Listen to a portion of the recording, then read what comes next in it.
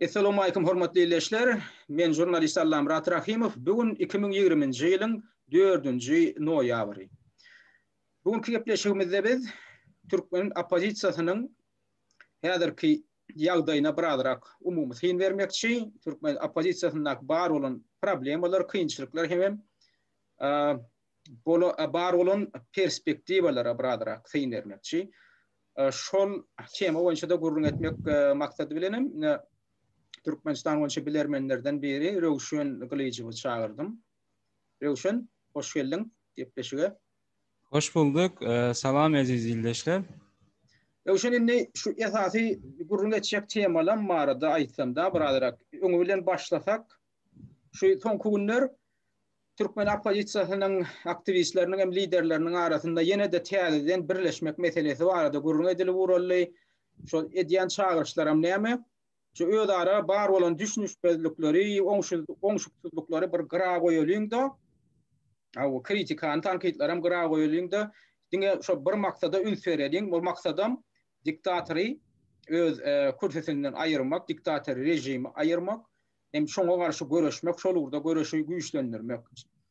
Indi şu umuman şu edilýän çağırışlaryň özi näme derejede praktik çağırış. Men näme üçin şu temany goýan? Indi öz aramızda bar bolan dawalary, jenjelleri bir gyra goýalyň dedi ýa, ýene de agdy birleşeliň, bilelikde jewitleşip hereket edeliň diýär-de. Indi maňa da şu barada ýazýanlar bar, soraýanlar bar, ýa men hem şoňa çağırýanlar bar. Sen hem tankyd etme, ande tankydyň olar tankyd etmän goýdy. Has ünsün köpürek ýanky berdim Muhammedow ber, hem şolar bilen bilelikde bir agdy berrak iş alyp barjak bolýar-da. Indi men ýerine ýetirýän rolum bir opozisiýon aktivistiň roli, elde men jurnalist ýokmyn da iş alyp barýan, men onam gaýta-gaýtalak gelýän-de. Men jurnalist ýokmyn da syn berýän, men maksadym kimdir biri bilen birleşip zat edip etmek däl, analiz bermek-de. Indi ýöne şu opozisiýon liderleriň öz arasynda birleşmek, ýakynlaşmak meselesi bar da. Indi olaram madam indi soňky wagtlar hasam şu öz aralarynda biri tankydlap zat edip gelýänler. Indi şu dawalary bir gyra goýuň diýär-de, o dawa diýilýän näme bir gyra goýmaly. Eger aýdalyna debeten lideri Murat Gurbanowyň sözünden uralsaň, ýakyndan bir çykyşyny aýtdy. Bizi opozisiýany tankyd edýän adamlary şundan beýlek diýär, rejimiň adamlary diýip hasaplalyň, ýa-ni diktator rejimiň gollawçysy diýip hasaplalyň diýip aýdýar-da. Indi benem onda soňky çağırışlara gulak assak, şoň Murat Gurbanowyň aýdýan ýanky ýallatlaryny tankyd etmeli. Şey diýip alalaşyp oturmaly. Ha, onda dogry onda biz tankyd etmeli. Ha, biz eger tankyd etsek, biz diktatoryň adamsy diýip hasaplaň diýip alalaşyp oturmaly. Indi sen özüň näme pikir edýän? Şuň özi şu jewitleşdirip boljakmy? Şu öz aralaryndan näşe dawalaşyp berýär. Dawalarym ýa-da nämelerden ibarat. Sen inha beýdiň, sen öz sözüňe jogap berip bilen ok. Ina sen adamlara, halka bir bolmajak wadalar berdiň. Şoňa ýerinde de durup bilmediň. Ýa-ni sen bu taýda ýalan sözlediň. Sen ýalan sözlemeli däldiň. Ya sen maňa haşeýle töhmet atdyň, meni agent diýip adlandyrdyň, onam sen suwd edip bilen ok. Ne şular ýalanlar da şular aradan aýyrmak mümkinmi? Ya şular ya hakyky bolaýmaly zatmy? Şular ýaly opozisiýa toporlarynyň ýa liderleriniň arasynda şular ýaly birek-birege ýa-ni birek-birege tankydlamak, birek-birege edýän hereketine bellik etmek, analiz bermek, bu bir näme? Erbet zatmy. Şunu aradan aýyrmaly, men şu bolmaly da boljak zatmy. Sen näme pikir edýän şu barada? Alamrat, indi azrak bilensiň, biz hem geçen ýyldan beri уже ikinji ýyla gitdik de has aktif çykyş edip barýarsa, birinji etýän pikirimiz umuman birleşmekdi de. Ve birleşmek için şu wagt ýanky opozisiýa arenasynda her kim bar bolsa şolar bilen ýakyndan söhbetleşdik, geçirip eýdip gördük. Indi birinciden men pikirimçe agzy birlik, eger olaryň diýişi ýaly ýa-da agzy birleşiň tankyd etmeň diýen maňa da diýerler saňa diýen. Olaryň diýişi ýaly bir bayrağın bir tuğun aşağına jemleşmek bolsa o mümkin de.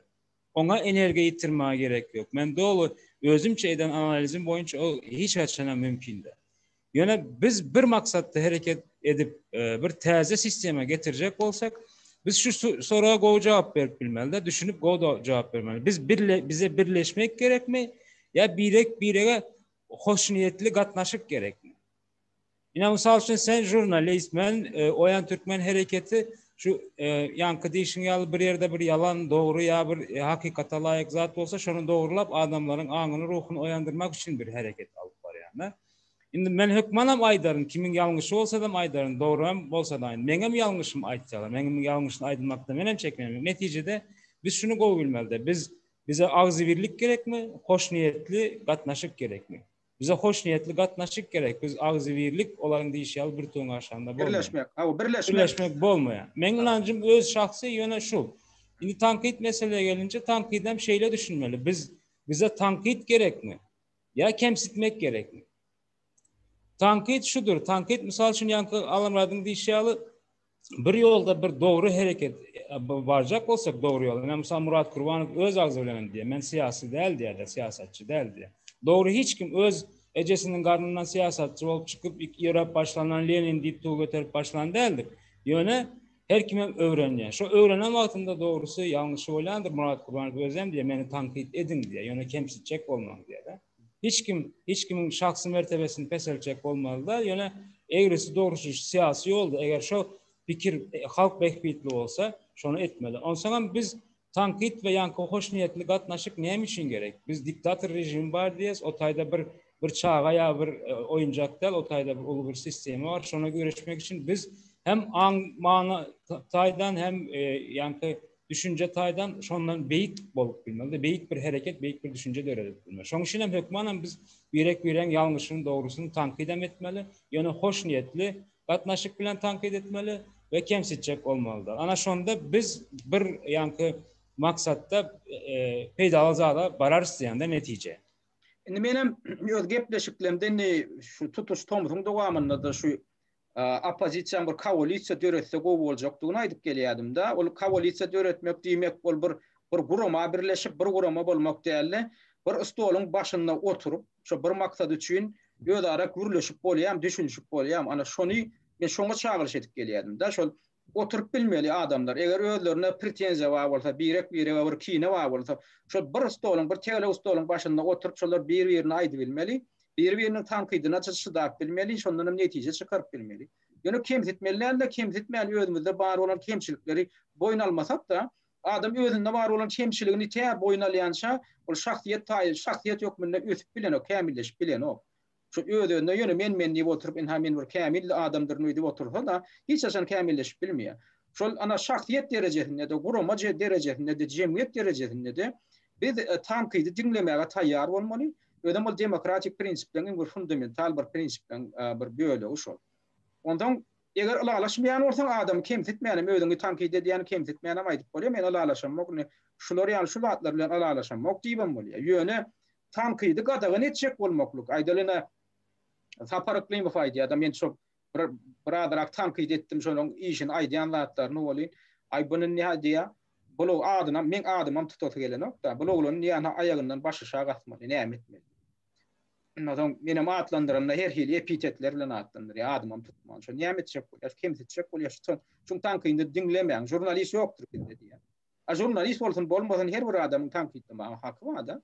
Ben şoň edýän tankydy arada gurrun et. Şo ýerlikde zada aýdýam, ýa ýerlikde zada aýdýam. Ýa sen bütün näme tankydy gadagan etjek bolsaň onda senin häzirki Berdimuhammedowden tapawdyňyz ýok da. Ana şol häzir şol medeniýeti bar, şol syýasy medeniýeti, fedadatlyk medeniýetini metwat adatlyk medeniýetin häzirden biz kämilleşdirmeli, şoňa öwrenişmeli. Ondan indi şok ýanky birleşmek meselesi barada da ýene dolanyp geldim. Şo koalisiýa döretmek diýilýän zat, şo birek bilen sen hyzmatdaşlyk edip biljekmi? Şo bir stolun başynda sen oturup bilýärmi? Ine parlamentde dürli partiýalar bir zalla bir jaýyň içinde oturup bir giden partiýalar halkyň ykwalyny çözüşleri ýaly şo halkyň ykwaly üçin bähwitli zatlar aralyp maslahatlaşýarlar ýaly bir parlamentde döwletiň bir parlamentinde. Şu taýda da opozisiýa şolar ýaly bir praktikany görkezip bilmeli. Şol her bir demokratik döwletde parlament bar. Parlamentiň içinde de dürli partiýalaryň wekilleri bar. Olar öýdara alaşma birek ýigrenýänler bar. Ýöne şu halkın ıkbalını degişli metelen çözmekliğe gelenine şolar oturup ödara maslahatlaşıp bilýärler. Ödara tankide medýalar ýöne birek hormatlap edýärler şonu. Yani şu zatları biz häzirden öwrenmeli, tankitden gaçmaly, tankidi gadagan etjek bolmaly. Birek bilen oturup yüzbeyiz oturup gürleşmegi hem tankit etmegem, konstruktiv tankit etmegem oňarmy. Oňun öz medeniýeti bar. Yani şu meselede de ýa-ni şu birleşmek diýerler bolýan, men dogalalaşça teň bilen bir gurama birleşmek diýerler. Ýa-ni birek hormat goýup düşünüşmeklik ýa özara pikir alışmaklyk barmy? Diskussiýa barmy? Şolar öz arasynda ýok. Olar öz arasynda şol bir-birinden gaçyp ber. Inni tankit meselesine gaýdyp gelsek da ol näme üçin tankit etmeliler? Ine bular özlerini medeniýetsiz alyp barýan bolsa, biziň siýasy liderler diýänimiz özlerini medeniýetsiz alyp barýan bolsa, ýa-da bolmajak wadalar berip oturan bolsa, açaşan, ýa-da halkyň başyna aýlap oturan bolsa, bir giden bolmajak zatlar aýdyp, ýa yalan zatlar aýdyp, onuň biz näme üçin olara bellik etmeli, näme? Durhaw şunyňa bir gaty ötüp geçme. Neden halka $500 paýlajak diýip oturup. Oy bunyň bir hilerak bolan. Yani arada bir chatlen birine imoda geçirilen chatlen birine şu devletin liderlerinden biri Kakamrat Hıdyrov 30. sentyabrda bolan waka şu. Imoda chat geçirilýär, şu taýda da bir 40-50 teoriýa gatnaşýan abunaçy. Onuň içinde Türkmenistanyň içinden hem gatnaşyp oturan adamlar belli däl olam kimlerdir? Ol mehemen adamlar ýa hökümetiň adamlar. Şu taýda Kakamrat Hıdyrov beýan edýär. Şu Türk indi diýär bir taktikan görüş taktikasını indi ýitmetmeli, ýa o näme etmeli? Olay diýär. Daşary ýurtda diýär iş alyp barýan Türkmenistanyň diplomatlarynyň bir kysanyny biz öldürmeli. Açyk beýan edildi. Öldürmeli ýa şey dip diýär biz diýär Türkmenistanyň hökümetini gorkutmaly. Bolmasa indi bular diýär biz syýlama. Şuňy öýde şolar ýaly beýan etmeli, terroristik beýanat da. Indi şuny beýleki opozisiýa liderleri hiç ýyl şunu tankit etmediler. Öz pozisiýalaryny aýanlaşdyrmadylar şu meselede. Şonu ýadgarmalylar. Indi biz şu zatlara göýdüýüm boldy. Indi biz şonu tankit etmeli. Men şonu ýadgar ýa. Men biz şoňa goşulamdyk. Şol hakykatdan hem terrorizme çağırış etmeklik.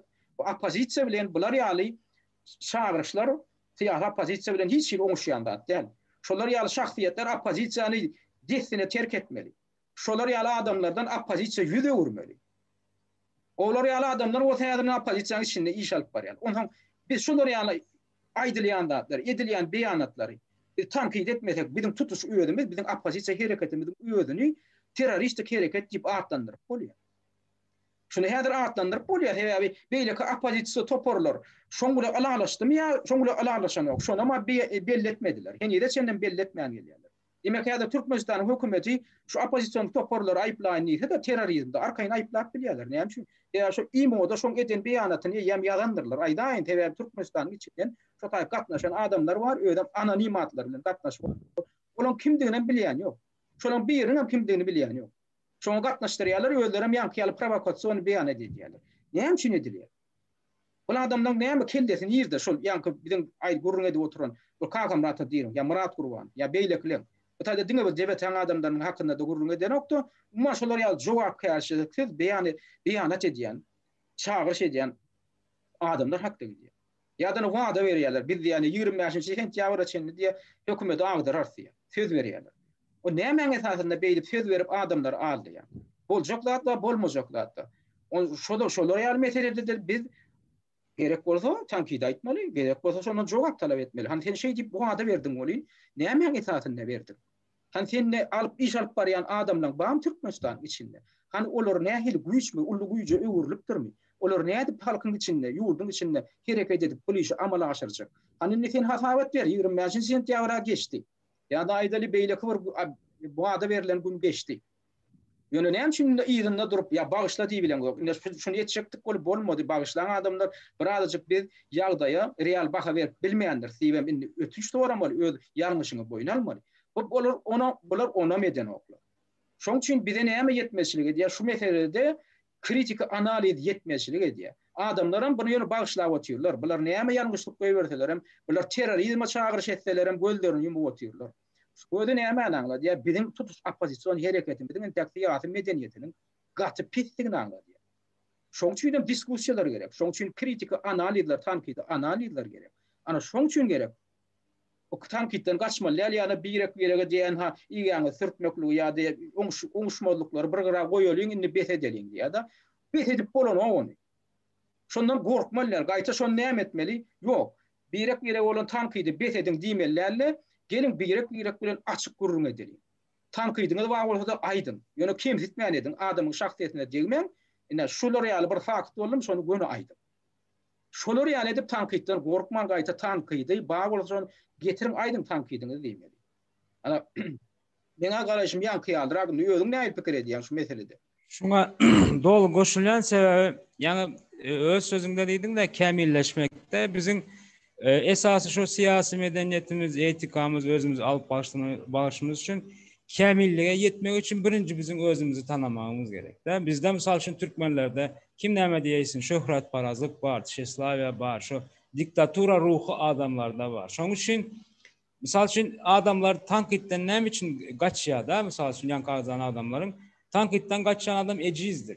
Ýanky diýýär siyasatda, siyasi medeniýetde, siyasi maglumatlarda dol özüni ýetiştirýän däldir de jogap berip bilmejek biri. Ýa-da sen bilen garşyna çykyp nemeň edişim ýaly yüz gürleşip bilmedek ýerinde gaçmany seçýär da. Bu bir ejizlikdir tankitten gaçmak. Onsoň ayrı pikirlerin bolmagy we bularyň tankyd edilmegi, ýa-ni kemsitmekde tankyd edilmegi bir demokratiýada şudur aslında da her kimin ayrı pikiri bolmaly, pikirini ortağa goýup näme etmeli. Ya şu tankyd bilen kemsitmeniň arasyndaky tapawudy aýyrmak üçin bir şu düşünjeleriň kämilligi gerek de. Soňam ýanky agzan diýen Kakamrat aganyň diýen zatlary, soň beýlekleriň Murat Kurbanyň etýän zatlary.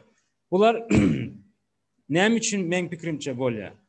Indi bular eğer şu siyasatda özlerinin taraftarı olan aktivistlere bir akıllı yolu razivasiya etmek için, özgermek için bir zat diýenem bolsa, gynansak da bizim yaşların arasında belki içeride degradasiya olansın, belki o zattan biz yaşlaram şu yani diktatura paniyatyasından çıkıp şondan başka bir sistemi bardır deyip dolu şonam kämilleşip bilen o kellesinde. Sebebi olaryň içeride 30 yıl görünen diktatura, hazır yani edilecek diktaturaya alternativa diktatura döretmek deyip düşünýärler de.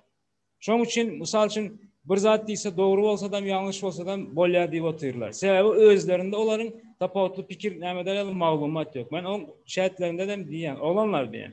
Ine siz gelen wagty Murat Kurbanow siz şoňa akıllı talkow nämeler pikirler soralar berseňiz, o hökmana oňa taýarlanyp geler.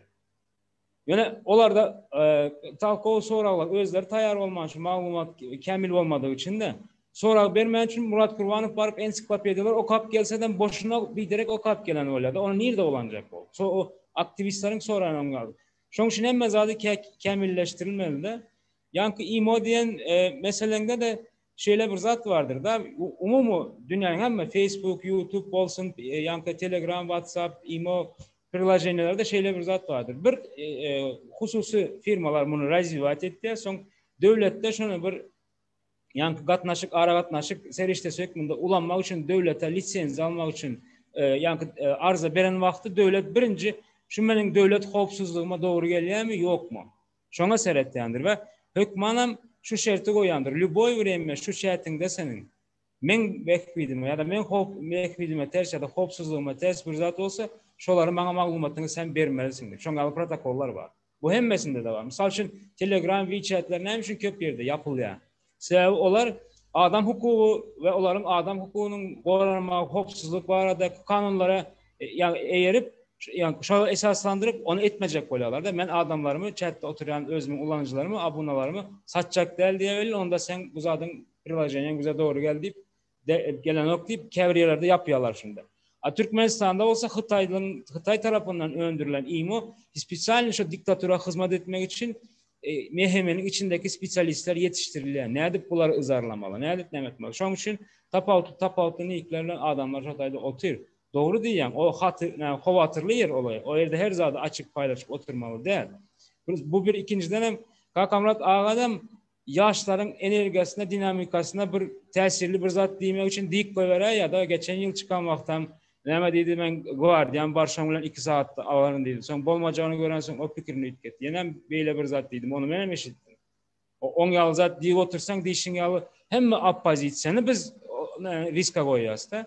onu etmene kakamradan hakkı yok. Eğer şu manada asosnanını etmedik bolsa men fikrimçe kakamradaga şoňa düşündürüş bermeli. Şeýle bir zat diýip durýar da men netim bu däldi. Bu diýip düşündürüş bermeli ofitsial. Ana şu tanqid ýönet berde biz kakamradagany görsen kemsideniz o. Yani şoň ýylynda beýanatam etmedi. Yani olum ýalňyşlygy da. Indi şu tebiýatyr tutuş opozisiýanyň boýnundan ýanky bolayma mümkün. Boynuna yüklenecek ayıplamanı ayırmak için häzir opozisiýan terrorizmde ayıplap bolýar da. Şonu häzir kakamrat diýil, şonu edibilýär. Men şu taýda bir ýalňyş beýan etdim. Bolýan men şonu boynuma alýan, şonu ötünç soraýan diýip jemgyýetiň öňünde şonu birdat etmeli. Yani şular ýaldatlarda bir hili tiyatr medeniyet ýetenok. Onuň ýene ikinji tarapam bir hili şul opozisiýon liderler diýilýänler, aktivistler diýilýänden köpüde bir hili öýlerini bu gatyr Türkany sada alyp barýarlar. Ýanky meselede. Men nämen gödüňde tutýan. Ana şu taýp ýanky girýärler da ana şatlyk şyhyf diýilen ýaly bir agent mi ýa agente meňdeş bir provokatorlar girýärler de bar. Bulan tesini ýaly otýarlar. Ol bu häzir zaman kompýuter tehnologiýasy, telefon tehnologiýasy zamanynda olatlar aňsat edilip bolýar da. Indi şoňa da bir hili biziň adamlarymyz düşünmeýän ýaly öýlerini gatyr sada alyp barýarlar da. Kim bilen adamlary öýe chatlerine goýup berýärler. Ondan o ýanky şatlyk şyhyf diýilýän o nemelerem näme diýär o haramzadalar. Olar ýöri tawar pirlajeny ura diýerler da. Hadi şu taýda şoňa bassaňyz size diýär ýöri tawar instruksiýa we näme we ýa bir zadyň reklamasy we diýär da urada otýar, olaram basyp otýarlar. Ol limegem näme? Ol maňa da uradyk gördi, ýanky şatlygam uradyk gördi. Başga da bir näme tanyş bir akkauntlardan gelýär da.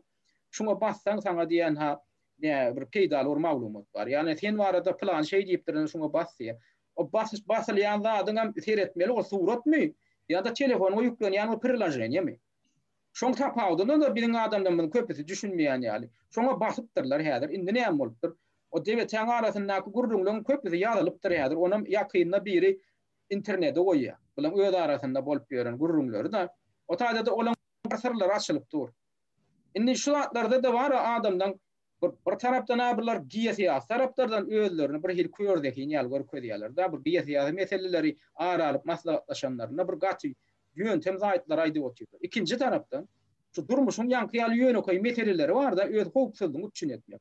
Öz adamdan howpsuzlygyny üçin etmek. Öz alyp barýan çätiň howpsuzlygyny üçin etmek meselesinde şeýle bir jogapkärçilikde alyp barýarlar. Ondan ýanky bir giden adamlary bara patstaw edýärler. Indi orçy aýtsak da bir giden adamdan howpsuzlygyny ýanky açýarlar da hökümetiň eline berýärler. Ýanky ýaly pirlajenýalar, rahatlary alyp ýükläp telefonlaryny, ondan şu öz kontaktlarynyň hemmesiniň maglumatyny alyp otýar. O ýanky pirlajenýa ýüklenenden soň. Birazajyk kompýuterden ýa telefondan başlayan hakerler onu edibilýär da. O hökümetem onu edibilýär, spesialistler bar. Ondan geň görüp otýarlar. Indi biz ýaşatlyk şyhyp diýip suwda berjek, näme berjek? Ol öýdüňiz suwda beriň, ilki öýdüňiz jogap beriň. Ol siz edýän hereketiňiz bir logika laýykmy? Näme üçin tanamayan adamdan da Türkmenistanyň içinden bir abuna ýazylan adamlar ýöne tanaman bilmeýän chatiniňde goşup otýarlar. Olaram alyp siziň sesiňizi ýazyp otýar, siziň alşýan hatlaňyzy göçürip otýarlar. O şu hatlara mara Türkmenistany ýaly diktator rejim bilen işleşende şoňa garşy görüş alyp barýarkan şu hatlar gaty berip gözüňde tutmaly. Adamdan howpsuzlygyny üçin etjek bolmaly. Ondan bir öz aýdýan her bir söýüň aňyrsynda jogapkärçilik duýmaly. Men häzir şu söýüdi aýdarmaly, bu söýdem baryp Türkmenistanyň häkimetlerine ýetse, bize garşy opozisiýa garşy şunu ulanyp bilerlermi? We ulanaýmaklary mümkin. Onda men şu söýüdi diýmelimi, diýmellermi? Ilki ýedilçäp bir ketip ondan aýtmaly da. Şular ýaly durmuşy meselede de siyasy meselede de bir hil biziň köp janky opozisiýon aktivistlerimiz, liderlerimiz öýlerini bir hil şow köýer alyp barýarlar. Ondan şu zatlar görýän de pikir edýän de şular ýaly şow köýer adamlara. Şular ýaly bir Türkana adamlara hem bir durmuşyň bir ýöne koý nemelerinden bir çylşygyny meselelerinden baş çykmaýan adamlara tutuş ýurdun, halkyň akwany tapşyryp bolarmy diýen sonra uýda çykýar da. Men özümde şolary anam gaçýar. Özüm anyň şolaryň arkasynda durup şolary gollap bir şolara gollap beresim gelen nokta. Onun halkyň içinde de anamdan gaçyp otýarlar. Ondan bolaram halky ruhdan gaçyrmaly, bir öz aramyzdaky dawalary bethetmeli. Näme dip bethetjek dawalary? Eger özüňiz ýanky ýaly jogapkärçilik alyp barýan bolsa. adamdan hopsuzluğunu hop aslına talayan bolsa. O ne edip o zatlara goşulmalar. O ne hemçin bir tankidi. Ana şu mesele gati kıyın mesele bir taraftan, beýleki taraftan sapa galyp kämilleşmeli mesele. Biz şu zatlardan näme etmeli? Göz yumup oturmaly, sapa galmaly, gerek yerine tankit etmeli, gerek yerine adamlar şäherden çıkarıp kovmaly, hatta opozisiýa hatarından çıkarıp kovmaly. Eger sen ýankyýal jogapkärçilikli beýanatlar edýän bolsaň ýa hereketler edýän bolsaň, şeýdin bir kämilleşip arasalanyp ondan bir gözli başlı sağdan opozisiya öwrülmeli. Bizde gynansak da intiyak häzirki opozisiya sağdan opozisiya diýer ýaly. Bu bir hili keselli beden ýaly bir zat. Bir taýyndan tutup dur, bir taýyndan tutup dur. Bu taýyny birden kellesinde bir hili ýanky psihik taýdan bir näsalyk bar ýaly alyp barýar bu beden.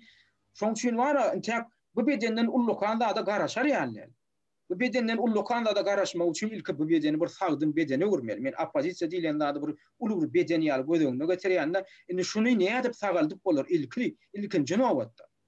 Bu näme beden bolsa gyýyr otyr. Ay men plany o bedene garşy göreş alyp barjak. Men onu agdarjak. O durun tek ilk öýüňe bir güýjüňe getir ilk öýüň bir sağdyn bedeni öwürl. Ondan ýanky ýaly beýanatlar ýet. Ondan öz güýjüňe anamyň bardygyny öýüňe anam edip boljakdyr. Ondan görkezip budet. Ondan anam ederler. Men umumar garaşym ýankyýaldyrak. Bu taýda hem böyle interview çirem şuat näme ýörüşen denip öýet pikirini edil deň derejede aýdy berger. Men ýalňyşla da aýdýan odam maňa da ýalňyşym bar bolsa aýtdy tankit edip berýär bilmem. Ýöne men garaşym ýankyýaldyrak. Biz şu at hoş niyetli gatnaşyk diýip başlansoň sözüňi bölmeýän gutar soň men gürleýän diýip otyryn-da. Ne köpüräň gürleýändir, ol ýene gürleýär. Menem bir başlasam durup bilmeýän sen söýlemäňe efiriňe hormat edip ozadyn. Seret bizim türkmen ýene bir şu meselelerin ýanky sen diýen zatlaryň hemmesini kämilleşdirmek üçin gowy analiz etmegimiz gerek bolan wajyp meseleler bar da. Bizim türkmenlerimiz hemmesi aglabasy gaty sağda. Aslında bu bir baýlyk. Ýöne bir göreşde opozisiýaly bir göreşde bu sağdalyk yerine biz ýanky ynamjanlyk değil de biraz açık gözlülük gerek de. Sağdalyk hem bolsun ýene biraz açık gözlülük zatlyk gerek de. Indi bu sağdalyk hem şu täze çıkıp başlan DVT Murat Kurbanow ýaly gruppalar hem aslında Özbek biline ulanjak bolan ýaşullar var. Murat Kılıçeviç diye misal üçün men siyasetçi değil de siyaset hem öğrenecek yöne gatı tiz öğrenmeli de. Neticede yaşlılara yüz tut ya. Onun yüz tutan yaşlıları var. Yaşlılar diye Murat diye inim diye. Sen onu elek yatsan hem beylek yatsan hem elmedama komitet şunun içinde bolar diye. Sen çetlerini açık tutsan hem yapık tutsan hem şu ziyan verecekler bolar diye. Komitetin işlerleri... Sözün böyle yine bir zat görkezecek. Şu arada bir zat görkezecek. Ne? Vatan havarları deyip bir sayt var. Türkmenistan'ın öz vatan havarları var. O vatan havarlarının hem kanalı var nemede YouTube'da. Inni şol vatan havarlarının hem bir klonu var. Şoňa meňdeş ýene biri topor döret. Rödem hökümetin adamlar döret ýa onu.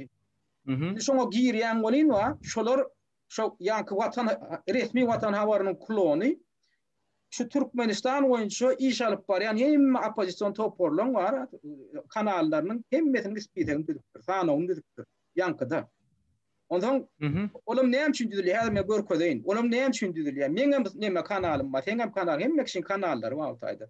Hal Murasyň hem beýlekliň hem. Olar näme üçin düdülýär? Olar diýme onu, şo biziň alyp barýan şo kanalymyzyň işine gödөгçülük edip otyrlar.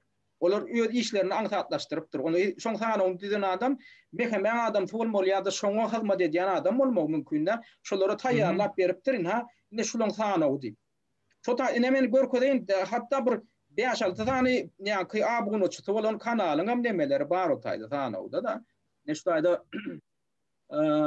ine watan habarlar kanaly. Ine bula resmi habar. Ine resmi watan habarlar kanaly. Buňa 30 miňden gowrak abuny çytyp 30-20 miň bolay. Görüşüňiz ýani. Ine bir resmi kanal. Ýöne şu klonu var ine. Bulan watan habarlar diýip ýazylgydyr. Bu klonuny barýowy 1250 teoriýa nemede tabada abuny çytyp. Indi seret. Şu taýda bula esas sahypasy. Ýöne şu taýda kanallar diýip bir şelgi vardır. Kanallar diýip bir bokça vardır. Şu kanallar diyen bukça basyan olin.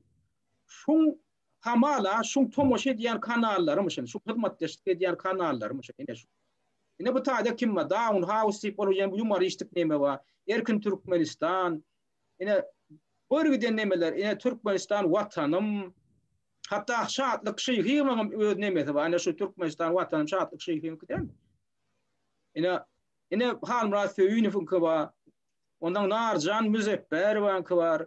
Yine Ahmet Meredov diye birden başka da ben tanımayan nemelemedin. Ha Türkmenistan Birleşik Abidin Yayımse Türkmen Abidin Yayımse var.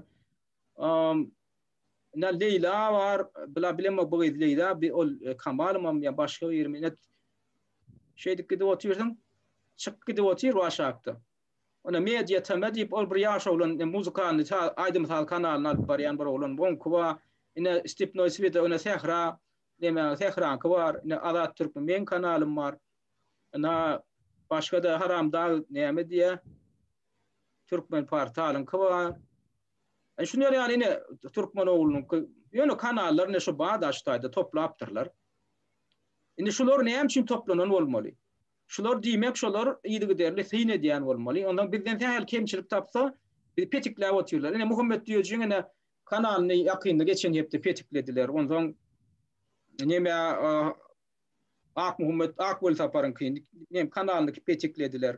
Şolar demek şu öğrenip şu her yanlışlık koyuyordan ya her barda etsen diyem şolar seyindan otur. Edir şolar yani ben diyecek koyanım yani chat toporları var kanallar yani Telegram, Imo, yani WhatsApp şu tanlarda edilen gurrunları da şolar yani kıyalet seyine diyendirler. O hakta hiç gurrun yok. Şu meselede de gatü terata alıp barmallar öğrenim ben diyecek koyanım. Aydı bir fiyatın bölüm var bağışlar. Şimdi şu sağdalık ve sağdalıkam gerek ya yöne inancaklıktan biraz çıkıp göz açık olmalıydık da. Şimdi yankı yaşlılar diyorlar. Seravna sen ondan kaçıp bilmeyen jertva da olar, pida da olar diyorlar da. Şunun için köprak konsolosluğun önüne adam çıkaralı pida olsun, eyle olsun, chatlerimiz açık koyar, gelin olarım gelsin görsün diyorlar da. Bu benim fikrimce bir fikir Seravna ne etseniz kaçıp olmaya deyip chatlerini açık koyar. İkinci fikrim şu içerideki mehkemelerin işgərləri hem Türkmenistan'ın adamı da. Onlar şu aydışın yağlı gerek yerinde petiklemek ya bir başka bir özlerine göre analiz, açıt, raport vermek için hem şoları baştan sonuna seyredip sin vermeli de. Neticede şunun için hem onlar analiz vermek için hem onlar seyrettiler. Ve şunca opozisyon hareketin kanallarını seyrede oturan adamın kellesinde beyin olsa olam yuvaş opozisyon tarafına geçer de sadece Türkmenistan hakikatini olam içeride oturtuyor. Bir aylık bilen yaşap olmayacağını başka kıyıcılıklara. Ana şolar bilen aslında olar şu polisiya işgərler yankı, mehemi işgərlerin bizim tarafımıza geçerdik. Benim fikrimce açıyorlardı onu. Lüboy bir hareketin doğru tarafı var, yanlış tarafı var, ziyanlı tarafı var. Yani olan biraz kemilleşip has, kovsuz yağdaydı etmeli. Ondan koşuluyor. Yine de bir zat var. Yan kaydanlarında da adamlar özünü kendi bir temada razvivat edip bilmese has ansandı neme olsa şuna geçiyorlar. Ya da şu opozisyon medeniyetini ya bir hopsuzluğunu ya beyleki meseleleri ya tankıydı kemsitmen şotayda kemilleştirmek kıyın olsa onda has ansandı neme aktif hareketlerde köşeye çıkmalı, on etmeli. Adamlar 30 yıl veri karışıp yağdap gitti yaşlılar. Yaşlarım yine 30 yıl karışmak istemekler. Şunun için has bir aksiya yakın hareket edenlerin teorilerine toplanıyorlar. Olaram yine alıp şu uzunlu analizler yankılı sıyınlara da otursalar olaram dinleyenler kaçıp başka bir yere gidecekler. Benim fikrim çoğunun tesiri var da. Şimdi şu tayda şu meselede var. Her hili taktikanı ütletmek mesele. Ne dedin da taktikalar ütlettiyorlar. Bu ne dik görüyorlar, o ne dik görüyorlar. Yani şu meselede son kuartlar yine bir gen rahatlarım yüze çıkıyor. Yine saparıklıyım son şu Halmurat Föyü'nün saparıklıyım topları var. Onların bundan önce olurda hiç adam yoktu, sorum yoktu. Daha hiç ahsız yani çıkış edip geliyordular. Şimdi son kuartlar şu yaş oğlan yılları şoların iyine yarayan yaşlar Türkiye'de İstanbul'da bir yeri çöktür. Kurama dörediptirler ona. Resmi hasavallardık dediler, dağıt dediler. Bir teahin atlen gazal alma deyip bir topor dörettiler. Bir dernek kurama dörettiler de. On adam bir şeyi düşünüksüz oldu. Onam saparıklıyım finans hent javra neden bir çıkışında düşünürcek oldu. Yani Apple kampanyasını masal getirdiği bir alma dilen zat bir öňünde maksat oýmak şoňa ymtylmak näme. Onun bir hildegerli düşündirilmedi. Sebäbi näme üçin onu alma öňünde näme üçin erik goýanok, näme hurma goýanok bilenmek, ýa bir güljaga soýanok, näme üçin alma goýýan da şonum düşündirip bilmedi. Indi ýöne soň derine otursak şol ýa-ni adyň düýüp manasyny olam näme bolup çykdy? Ýa-ni gadymy Türki milletçilerinin bir dini akımının ulanan bir simbolu bolup çykdy.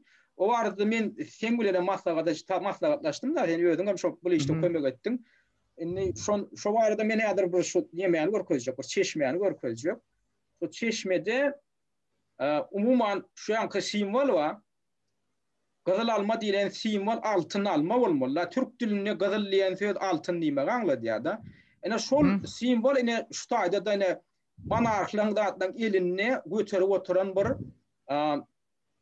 ýa-ni yer şaryna meňdeş bir simbolu var. Onu hristiýanlar nähil unutur, şoňa derjava diýipdirler da, ýa-ni derjava diýmegem häkimiyet aňlady ýa-da, häkimlik ýa-ni kuwat aňlady ýa, şu döwletiň kuwatyny. Şonam ana şo simbolu bolup durýar. Şola onam hristiýan tradisiýasyna, hristiýançylykdyna meňňe gadymy Rim nemesinden başlap ştaýda ýazylgy. Aşağı biraz scroll etsen şu şekil görünen ok. Ine şekil şar. Ine. Ştaýda görünýärmi? Ha, indi görünýär. Ine ştaýda şu simbollar. Şol hristiýan monarhlary öz imperiýasynyň kuwatynyň alamaty hökmünde yer şarynyň şu nemesini alypdyrlar, üstünden hristiýançylygyň simbol bolan haçyň şekilini goýýan ekenler da. Indi ýöne bu tradisiýa var, bu diýip gadymy Rim imperiýasyny, tek hristiýançylyk döremäkä biziň eramyzda ýönkü döwürlerde Rim imperator August imperator bolan şoň döwründe ulanyp başlanan simbol bu. Ondan soň Bizantiýa imperiýasyna geçýär. Indi şoňa syn berip Türkiýanyň bir professory Ekrem Buğra ikinci diýen bir doktor, ilmden doktory, professor şoňa ýürüýär bir syn berimde makala ýazypdyr.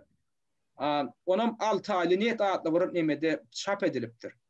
Şo professor şuda düşündürýär da, men onu düşündürüşini ýürüýär nemede de Google Perewodda da goýdum, adamlar düşündün diýip da. Ondan şuda şol aýdylanna ne şo krasna yablaka, şo gazal alma diýilen şekil olar başynda näme aňlady ýa-ni simbol представляющий турецкий идеал мирового господства в истории. Şu simbol gazal alma ya da altın alma. Şolya Türk ya Türklerin bütün dünyanın üstünden hakimligini anlatan bir simbol ya Türklerin. Yani şu makalan özünde yazıldı da bu yaşulan ýa-da şol nemede işleýär. Şu Ekrem Buğra ikinci diýen professor İstanbul'un Mermer Üniversitesi'nde yuridik fakültetinde professor olup işleyip şonu. Hem ödem İslam kanunu boyunca da spesyalist. Professor ne görýän professor hem Türkiýanyň kanunları hem İslam kanunu boyunca şol bir spesyalist şu aftar. Eni men diýjek bolýanym näme? Bularyň ne bildirmeýän şeýdi özlerine sadalyk eden bolup bir at goýupdyrlar, aýdýan bolýar bu taýda hiç ýyly milletçiligem ýok, dinçiligem ýok, zatlygam ýok diýende. Ondan soň derine görýän bolýan şo gadymy Türk milletçileriniň ödem dini akıma eýerýän Türk milletçileriniň simbol eken. Olaram onu nirden alýar? Şol ýa-ni makalada aýdylşýaly, o da lewedinde şol Aýa Sofya'da Bizantiýa imperiýasyna gurulan şol döwründe gurulan İstanbul'daki Aýa Sofya Abadathanasynda şol ýa-ni simbol asly eken, altyn şar asly eken. Olam Bizantiýa imperiýasynyň bir nişany hökmünde. Soňra ýa-ni Bizantiýa imperiýasyna kop çykaryp musulmanlar basyp alanna, ýa-ni biziň gadymy ata-babalarymyz şol şara alýarlarda öýleri ýa-ni üstündäki Bizantiýa degişli ya da hristiýançylyga degişli simbollar aýrýarlarda şu almaň özüni saklap galýarlar. Onam gazal alma diýip, ýa türkleň dilinde gazal alma diýmegem altyn alma da. O biz bolsa pikir edýäs, bular gazal diýip renk diýen bir hil düşünje berýän ýaly bolup görünýär. Hakykatynda şol gadymy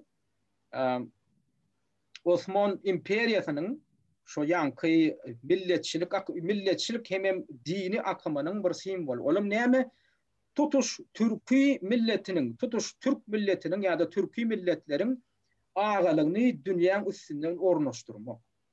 Şimdi bunun içine de soň näme salyn ya belli bir wagtdan soň Turan birligi diýilen ideýa şo taýyk salyn ya. Onuň Türk milletçiligi, yani Osman milletçiliginiň ideýaları şo taýyk hemme şo taýyk salyn ya.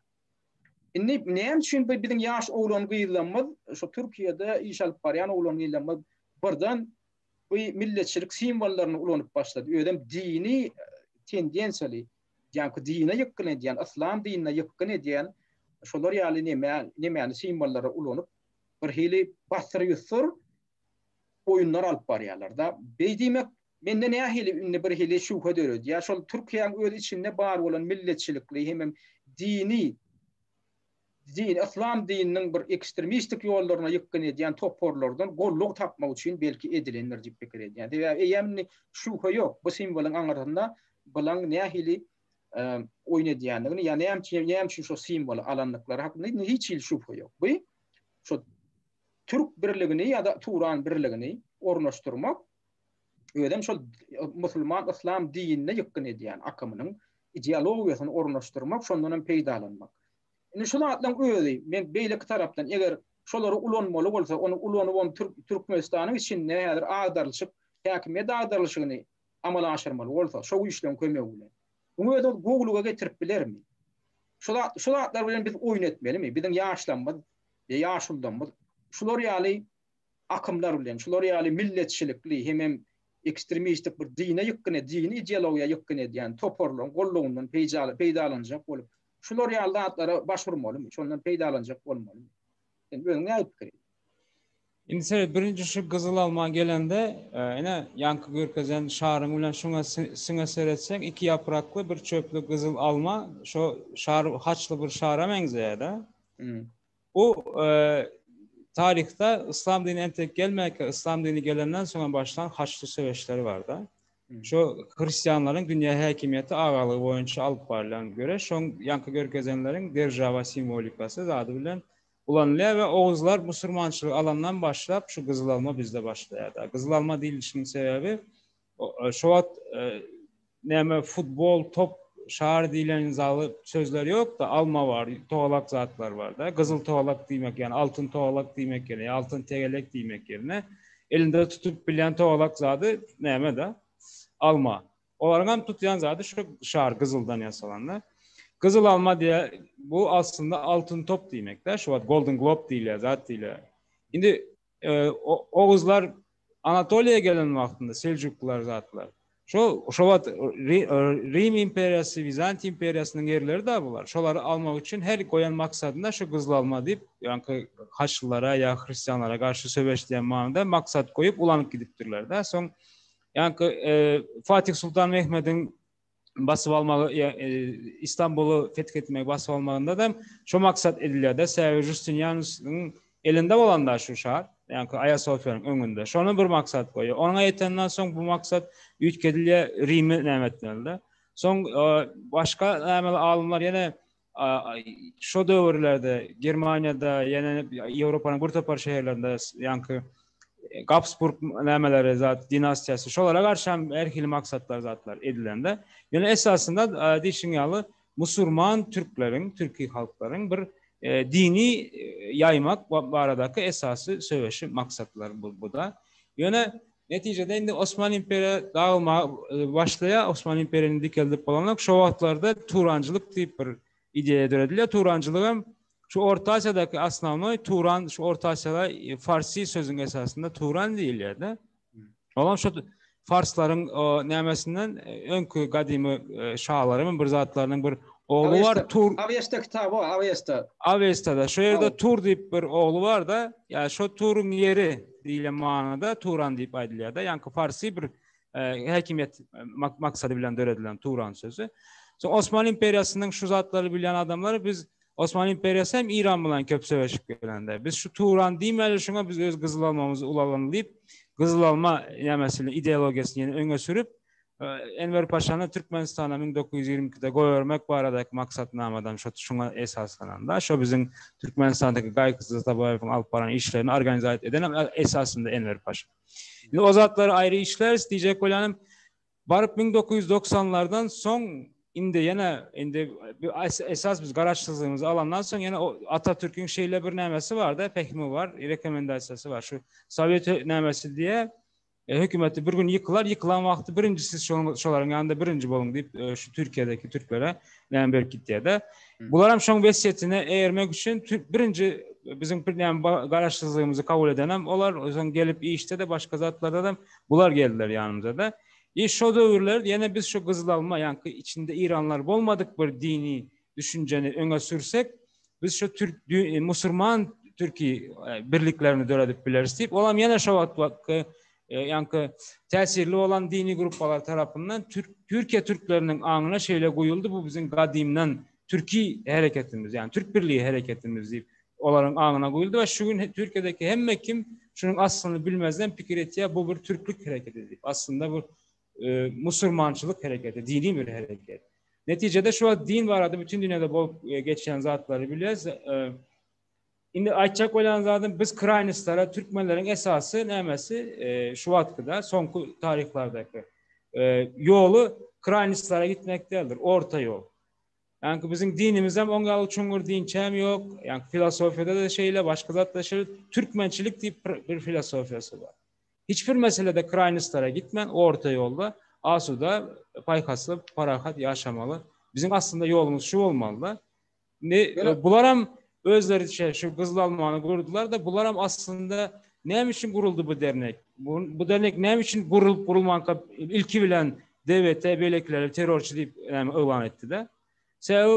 Şeyle bir zat oldu da şimdi daştaki güçlerin bilýär misal üçin Gaygızı Atabayewiň Türkmenistan'a gitmegi, Türklerin belki Orta Asya'daki Türkler bilen birleşmegi, hatta Turgut Özal'ın Orta Asya'da barıp biz hemmemiz bir dili gepleşýäs, biz dünyada ulu güç diýenden soň öldürülmegi, ýa-da hareketlere seretseň bular hem Türkiye Türkleri bilen belki Orta Asya Türk halklarynyň birligine garşy. Neticede şolar ýaly birlik bolmasın diýip bular hem oyun nämetdiler, oyun gurýarlar da. İlki bilen Türkmenler bilen Türkler bir araya gelen bir dernek kurýarlar. O dernek hem Türkmenlere karşı terörçü deyip söwüşe goşýarlar. Näme üçin arany aýyrmak? Şu derneğin agzalary hem şunun felsefelerini, çuňur felsefeleri düşünmän, çuňur oýunlary, ýa-ni geopolitika diýen oýunlarymyzy düşünmän, biri bilen ýa-ni şyltagat otyr da. Bu hem ýalňyş zatlar. Ýa bu zatlar hem ýa-ni aýdyşymyz ýaly hoş niyetli gatnaşyklar bilen, kemsitmeýän biregi tankytlar bilen bular hem işlemeli. Men diyeceğim. Ana şonda az oňat ýol nämetdesde. Gaty dogry aýdýan şu bileňine ýaşlanmaz bir hili var, tarih hem bir çuňur öwrenmeýän, bu simwollaryň aňyryntynaky manylara düşünmeýän biriniň şol öz beýnlerine goýýan bir ideýasyny alyp şonu bir hili körlük bilen ýetip ýören ýaly görünýär da. Oň arkasynda nähili güýçler we nähili güýçler durjak. Oň arkasynda nähili güýçler oň Türkmenistanyň içerki fiýaty bilen nähili oýun edibiljek. Olar ýaly bir hoply taraplarym bar. Bundaşından bir hili Vahabizm ýaly İslamyň akymlaryna uýup ýören käbir oglan ýylaram bar da. Häzir gynansak da bir hili bar. Gynansak bar. Onuň olara häzir ýagdaýdan bir hil peýdalanaslar gelip dur. Başarsalar şol ideologiýany ýurdun içine döwlet ideologiýasy ýokmunda ornaşdyrjaklar amma. Türkmenistan öz halky hatta şu Sovyet Soýuzy ýa-ni kommunistik rejimden odolky döwürde de bir Türkmenler özleriniň bir aýratyn bir dinarlygy, ekstremistligi bilen bir näme tapawutlanan halk diýerler, millet halk. Ýa bir erkin ýaşaýan halkda. Namazdan okapdyrlar, dine uýsalar uýupdyrlar, ýöne bir gaty bar, olar ýaly ekstrem ýagdaýda bolmandyr da. Onuň soňky döwürlerde garaşdyrlyk ýyllarymyzda da biz käbir goňşy ýurtlardan tapawutda biziň halkymyz bary bir hili aram düşünje bilen ýaşaýar da bir giden ok gaty bir ekstrem. İçinde elbette bar adawluk, ýa-ni ýaşlaryň arasynda soňky wagtlar uýup igile oşunanlar bar. Olar ýöne bir atana aýmalja da böyle. Indi ýöne şunu ideologiýa hökmünde şolar ýaly milletçilik bolsun, türki milletçiligi ýa Oğuz milletçiligine ýa bilemok ýa-ni Osman milletçiligi, oň üstesinde de ýa-ni diniň bir nämesini goşup tendensiyasını İslam dininin bir ekstrem taraplarının demesini koşup beýdip getirmeklik de ondan peýda alanjak bolmaklyk belki hakykatdan amol o türen oýun eden ýaly bir zat bolmagy mümkin. Ýöne de bular nähil pikir edýär. Käwirler aýdýar, özü urunna diýär, gaýgysy da tawaif kommunistik ideologiýany ulanyp, Sovet häkimetiniň gollawundan peýdalanyp, Türkmenistany bir respublika döredipdir da, şolaň gollawundan peýdalanyp. Belki ol kommunistleri ýüregi bilen gollanam däldir ýöne, şolaň güýjüni ulanyp bir Türkmenistany bir respublika döredip boljak diýilen ideýadan uralyp, şolara uyan bolmagy mümkin ýa-da ýa-ni olaň özlerinden peýdalanmak üçin. Meň pikirimçe ol mümkin däl, has tahkikrak şeýlemik edýände. Iň soňunda şo Cüneyt Han, Beýleki hanlar, Enver Paşa şular bilen gatnaşyklary üçin ýüze çykandan soň öldürülen wagtdan siň eser etseňiz syn edip Atatürk ölenden soň öldürilýär. Atatürk diýri wagtda oňa hiç kim öldürip bilenok.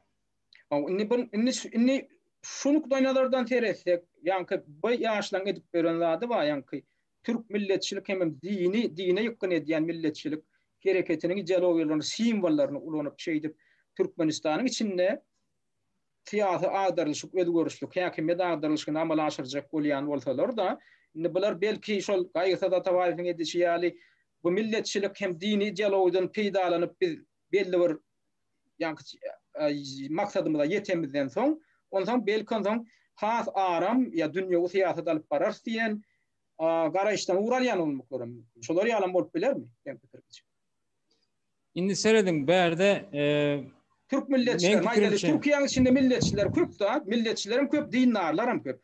Belki şolaň gollawundan peýdalanyp Türkiýanyň öz içindäki güýçleri ulanyp, şonu ýaly etse, soň ýyly bir hili netijesi biz üçin garaşylýan gowy netije getirip bilermi? Oňa ynanýanlar bar.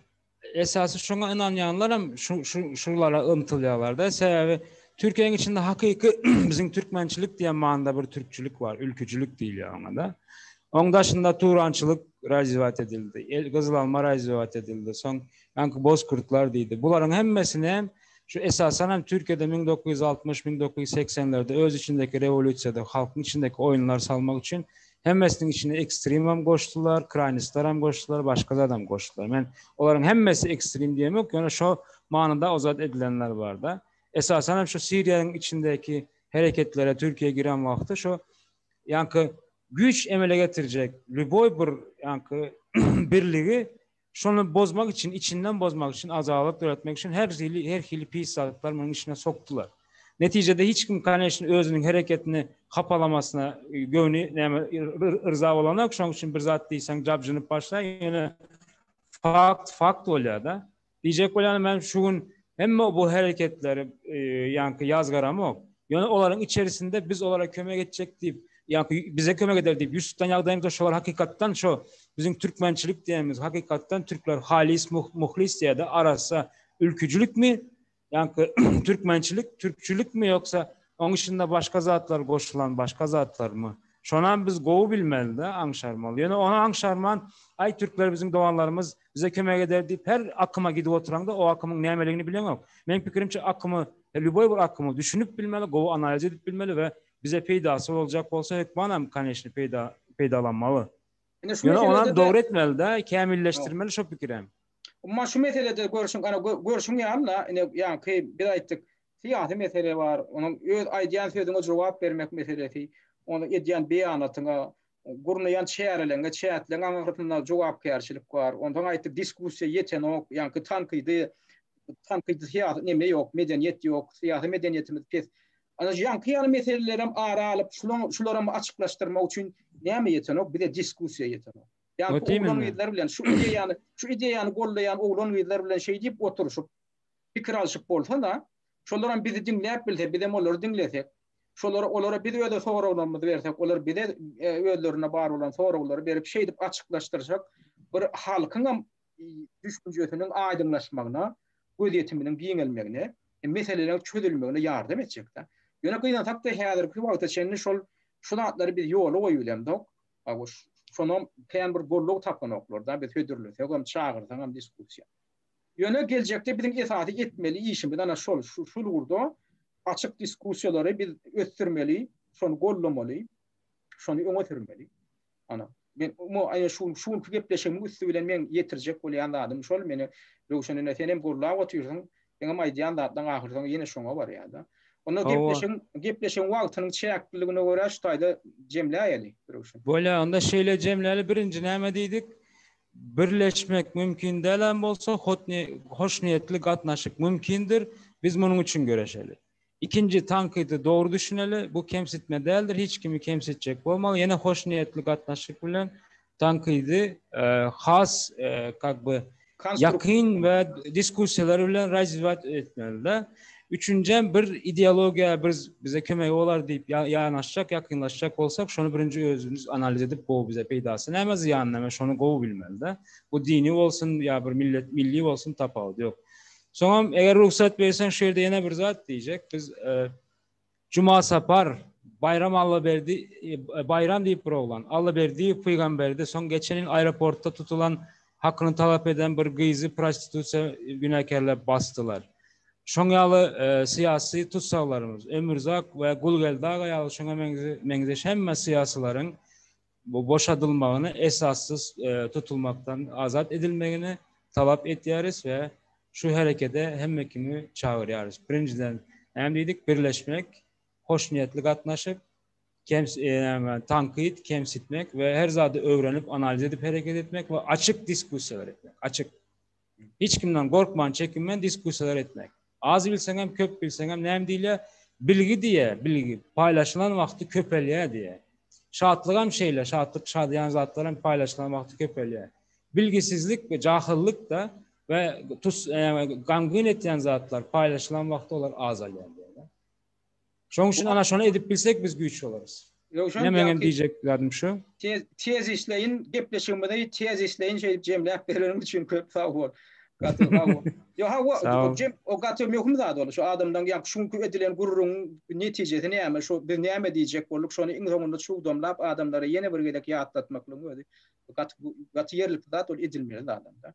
Onda dinleýijiler, hormatly dinleýijiler, bugünkü gepleşige jurnalist Allam Murat Rahimov bilen Türkmenistan boýunça bilermenlerden biri Röwşen Galyjew gatnaşdy. Ünferip dinleýänimiz üçin köp sag bol. Sağ olun, yine bir görüşençek, sağ olun oturun.